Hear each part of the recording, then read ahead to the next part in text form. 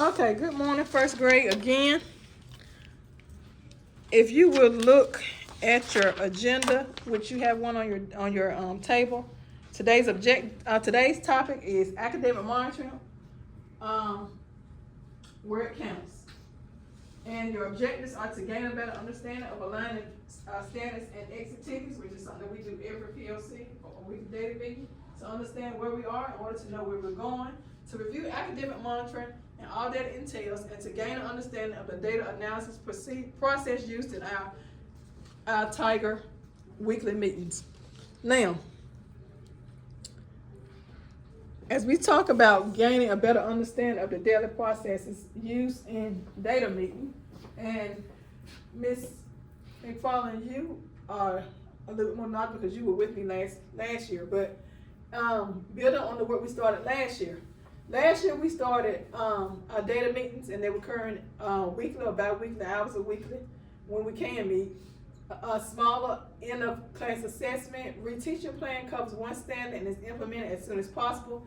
And we bring examples, exit tickets, and also exemplar. Now today you're supposed to have brought your exit tickets from yesterday, which should have been your ELA and your math, and you should already have a teacher exemplar, which is one you did. Do both y'all have that? Is that was in a okay? Both y'all have that? Okay, good job. Okay. In order to truly see what our students need, we need to get as close as we can to their work and their thinking. Analysis, okay? We talked about part one already. See the exemplar. Analyze and create your own exemplar response based on your exit ticket. Unpacking the task, standard, and text to identify the knowledge and skills required for mastery. Part two, we also got to analyze the gap sum. This grade level in particular needed just a little work because we wanted to make sure that everybody was meeting the requirements of bringing them to the meeting. So naming the gap, analyzes unmastered scholar work to identify error trends, work to pinpoint root cause, conceptual understanding, and a gap statement. And then part three, the reteach. This is the part that is centered around where we are now, doing the reteach. Creating the reteach plan to address the conceptual gap that you have identified that needs just a little bit of help, okay?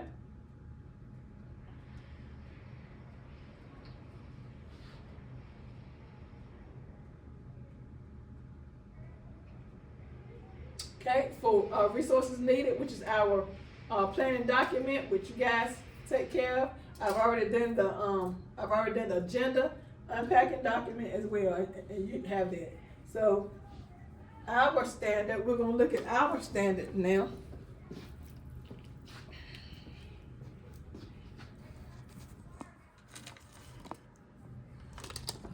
Okay.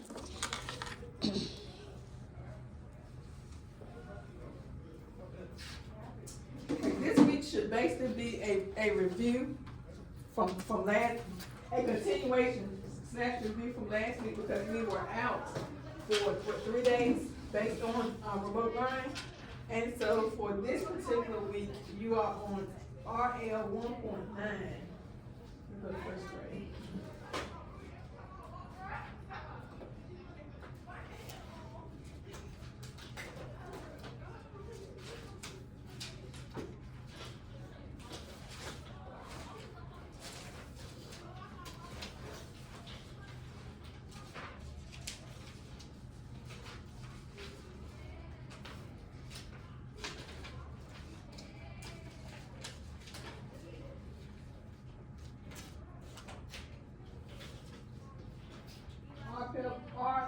RL 1.9 talks about what is running. Sum of RL 1.9 for us, please. It said that we're to compare and contrast the adventures and the experiences of characters in stories. Compare and contrast in what? Compare and contrast the adventures and experiences of characters in stories. Of characters in stories. All right, so what I want you to do at this time, I want you to take a minute first, before we start talking about reteaching, because we're back from the continuation. I want you to, go ahead and take a minute, and I want you to go ahead and complete the know, which what, your stars should already come to you knowing about the standard, and the conceptual understanding. I'm gonna do this one just a little bit different than I did the.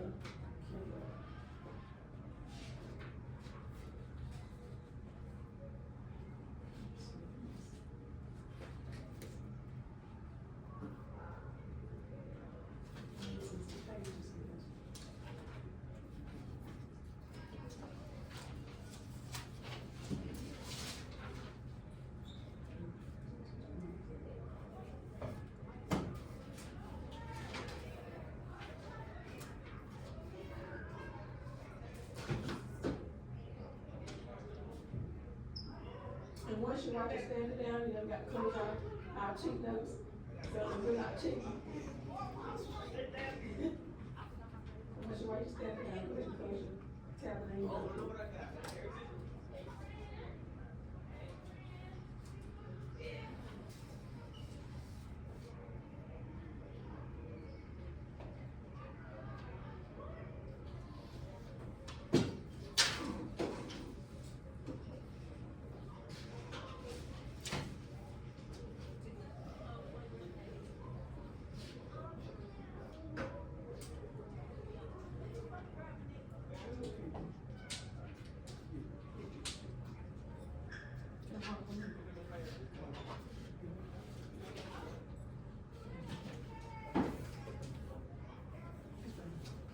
No, because you can't drop them. Oh. There's another one there.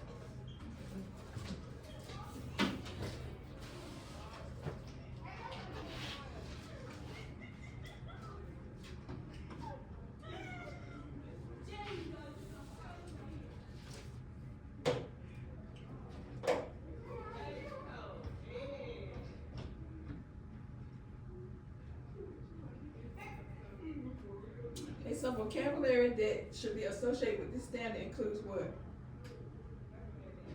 Ms. Raymond, what's the vocabulary? Contrast, Contrast, compare, and y'all tell me contrast means what? difference, And comparing means things that are the, it could be the same. okay? What would be some graphic organizers that you could use with this standard as well? Venn diagram, Diagram, teacher, correct. Okay. When you finish with your note and your show, please look up and you get another minute. I think I talked during your minute, so I'm gonna get another minute.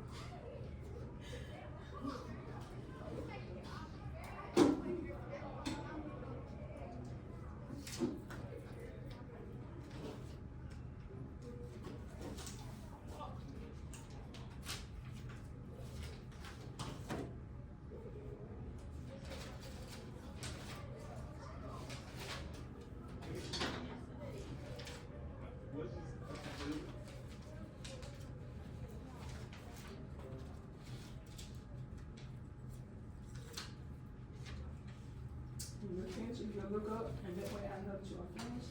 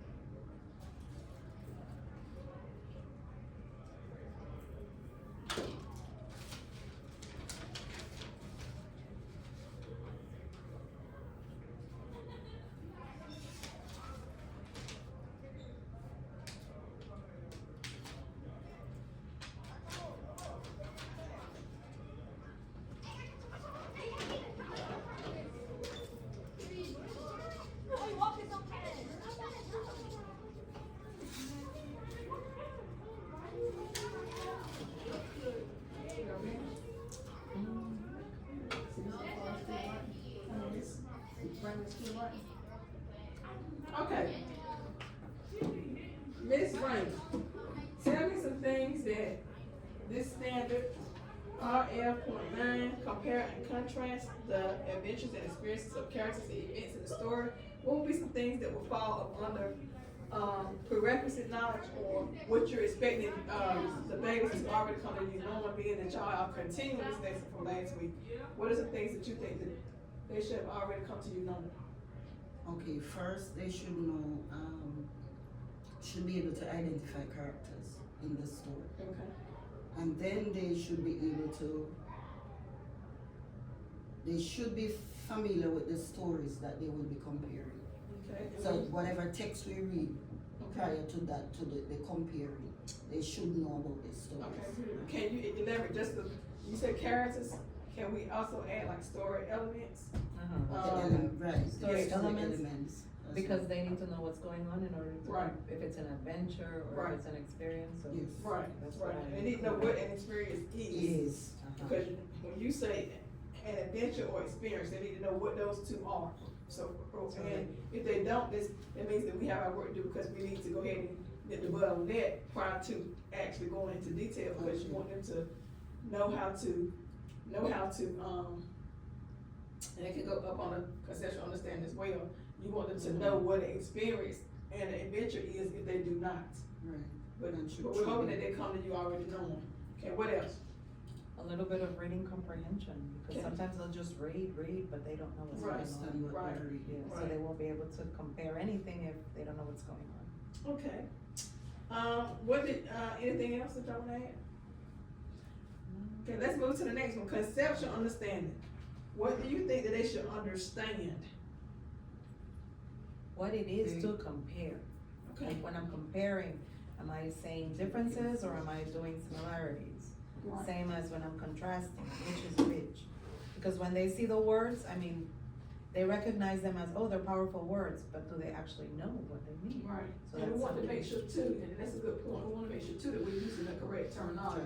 Yeah, Because on the because, test, they're gonna see compare and contrast, not tell how it's like or different. uh-huh. So we wanna make sure we start early, okay?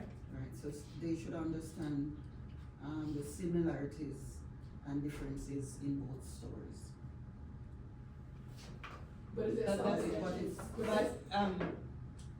Yes, I understand Yeah, what you're it's saying, but right. going back to what you were saying about the powerful words, because the next standard is informational text, and the next one takes us with the words similarities and And- differences. Okay. So okay. every time that we make emphasis on them, okay, we're gonna compare and contrast, what do? You want to use the words, cause they're also 12, two of the 12 powerful, and you want them to relate, comparing with being similar, and contrasting with being different. now, are both of you guys using 12 powerful words, cause it's supposed to be happening during one of the meetings? It should be taking place every month, so go ahead and make yourself a note that needs to take place every month, in one of these. And you already have the PowerPoint that was sent at the beginning, so just go back and revise your one meetings to include that, okay? Because they'll tell you, cause mine were like, Yeah. oh, it's a powerful word. I hadn't honestly You not forget, I know. You do noticed something. until they told me, I'm like, yeah. Okay, so now, you've gone over know and show. So, now you're teaching this, you taught 2 days last week, you're teaching for the rest of this week. What do you think that they should be able to do, or what should they be able to do by the end of this standard, Miss McFarland?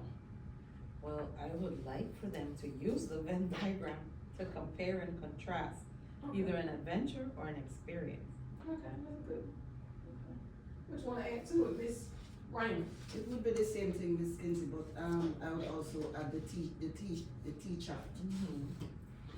Yes. But I think they relate more. Yeah, They are relating more to the Venn diagram. because I started with a T-chart, but then since you want them to use both, right? Both, right. And so we're working with the T-chart and the Venn diagram. Okay. Yeah, the Venn diagram is most Yeah, we the use, most we use. Yeah. and even they identify it when they see it, it's like, oh, we're gonna compare. I don't know if it's because most of our, subjects that we do, we tend to use a T chart.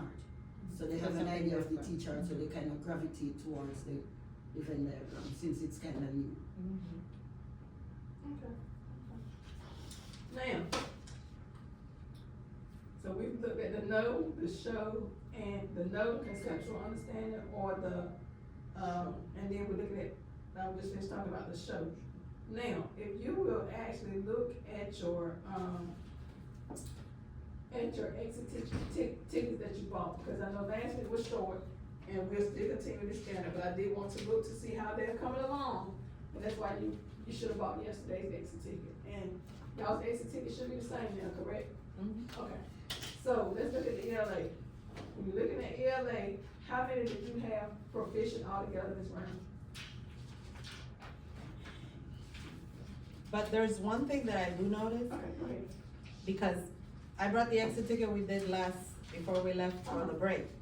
They did better on that one than they did yesterday.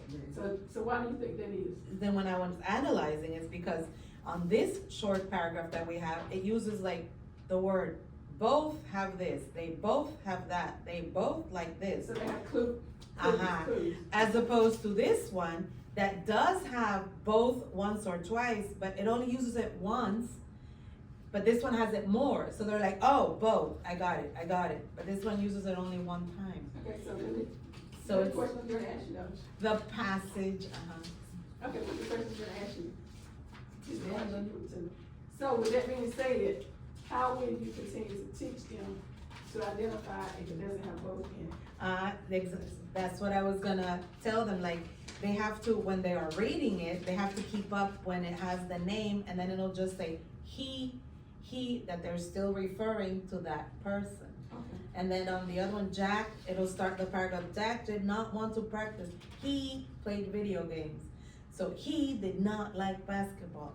So that's why I went to that reading comprehension, because sometimes they're reading it, but they're not really understanding who he is. They're just, but here, since it has both, it's easier to identify. Okay. Because I was comparing, I'm like, what happened? They did better last time than this time. Okay, that's interesting. It was, I was like, Okay, good job. Now, how many do you have proficient this time, Ms. Brown? For Which the is one two. I did yesterday, it would have been two. 2 out of 1. 2 out of, I think it's 12. Right? I had 0. Okay. But last week I had 2. Okay, but you kind of actually already have moved ahead, and that's, good, because you can, you come with your own gap statement. So, now, when we look at that, so how many, okay, so this is met, which was 2. How many do you have partial? Oh, 10. How many do you have partial, Miss Brandon? 6. And how many do you have not met at all? I had 3. And I had 3 that were absent.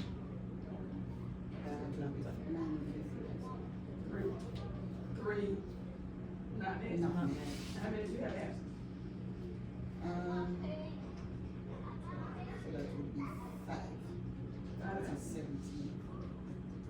Okay, so you had 2 met, 6 partial, is 8, 3, 11, how many kids you have? 17. Okay, so now, this is good because we're looking and we're moving into, this will give us the data to move into now. In your own words, what do you think happened here? When you start looking at that you had 10 partially met and 6 partially met, this, and Father, you kind of touch base on yours, Ms. Raymond, what do you think that the kids did not get? You look at the partially met, what do you think? I think What did you actually see? From looking at their their responses. Yes. I think, it wasn't the Venn diagram that was the problem. For some, they were putting the information in the wrong section. For some of them. So So it's that means there, it's not but using the diagram properly. they're not using the diagram properly. That's what happened to the ones that were not made. All 6 of them? Some of them, some of them. Okay, so, But I guess other than that, it would have been like they're not differentiating the contrast and the compare. because using the same word as the both, if they see it together, fine. But if it's there for them to look deeply to find it, they're not picking it up at all. So let me ask you a question. So what do you think the next steps would be? And I'm gonna move into this in a minute. What do you think? With that being said, it sounds like you have over half your class that did that, so what do you think you need to do? I think I need to go back and compare to probably two other stories. You said Maybe are you I- saying you? Me. Okay, so Mom, that's what I was gonna hear, okay, that's what I was asking you, like. Compare two other stories, maybe two other stories that they can relate to, two other stories that they have read for themselves before, instead of the text. Okay. So like you'll have like, the Three Little Pigs and maybe another one with animals that they would have read for themselves. Let's compare, But let's see, that's not going, but then you're going to not compare the characters within the story, cause you're comparing the adventures of each one. So when you bring another, that's what I think, that's the way I see it. When you bring another story, you're comparing the stories, but not, like if you say the Three Little Pigs, I would compare the Three Little Pigs, because that's the character within the story.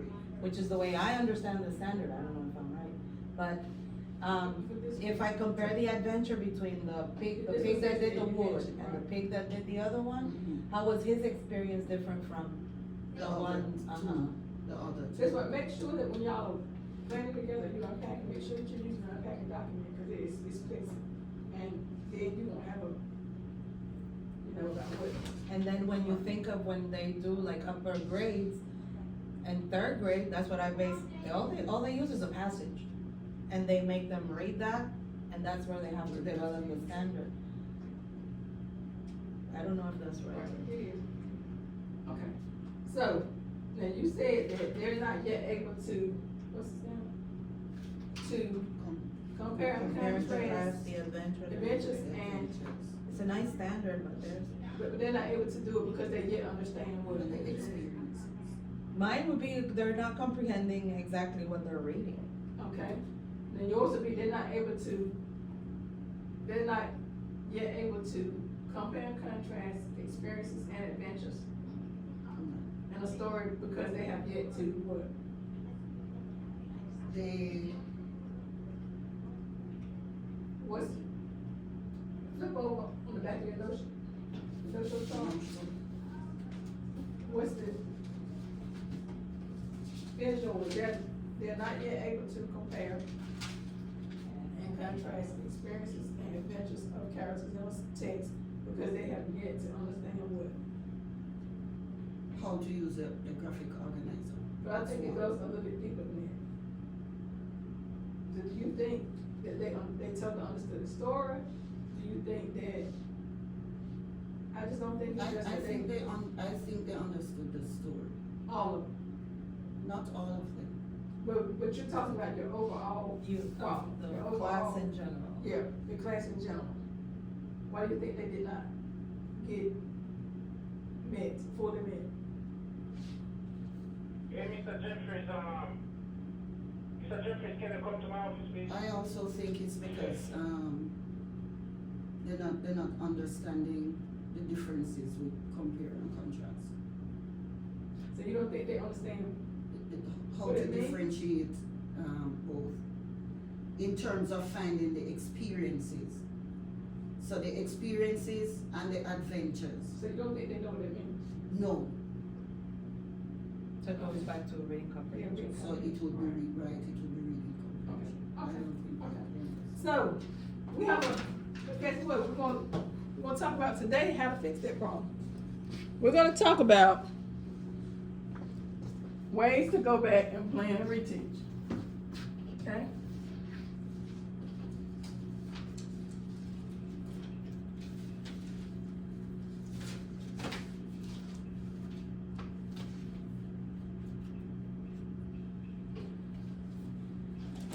We've already named the gap.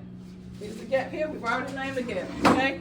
Now we're gonna move on to how do we go back to do the reteach, which is crafting a reteach plan to address the conceptual gap identified. You must find the gaps before you can close them. Your chart is your anchor to identify and close the gaps. Okay? Name the gap. Analyze unmastered scholar work to identify errors and trends. Work to pinpoint the root cause, high leverage conceptual misunderstanding, and a gap statement, which is what we just finished doing. Okay? And this is just a sample with math, but we're gonna look at the one that you're actually doing. Okay.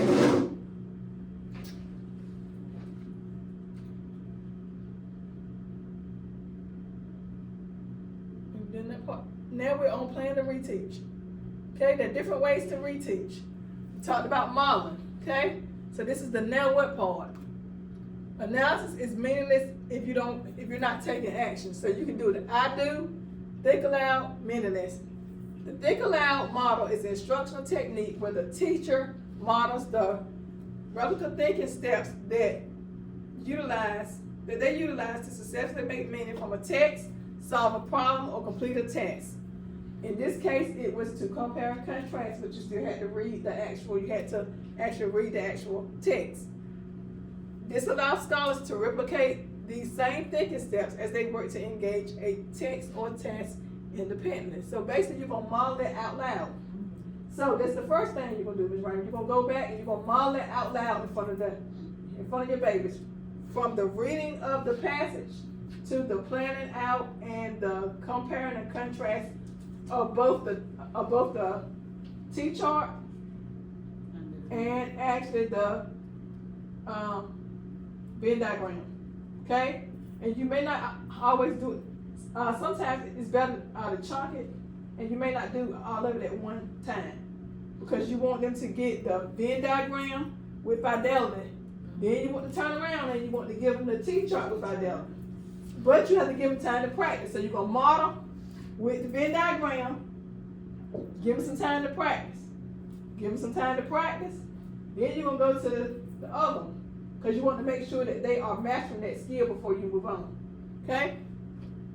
You have show call too. The show call guided discourse is an instructional technique where the teacher serves as a facilitator of a discussion using the exemplar, a sample, or non-exemplar, or both to drive the conversation. The goal is to guide students toward identifying the key understanding on their own through strategic questioning. So throw one up there basically that they have to walk through and tell you what they actually did incorrectly. Not necessarily theirs, but you can use one that doesn't have a name on it and say, okay, let's look at the work that was done here. We're going to correct this and how, let's look at some things that we could have done different. Okay? Now, types of reteaching. The Think Aloud provides a model of success that if scholars don't have it yet, it may cause them to struggle. Clarity, key, bright lines of what they have to do. It tells them what they have to do to be successful. The cons can become too procedural or too conceptual. So maybe too many steps at one time. That's why we talked about chunking. We talked about it. You're talking about the Venn diagram versus the T-chart. You do one time, give them some practice, and then give them some room to grow, and then do the other one. Then we talked about cons, passive learning at first. Then we talked about the pros of show call. Active learning is a stickler. Students do the thinking. Easier to go from the conceptual and then dig deep.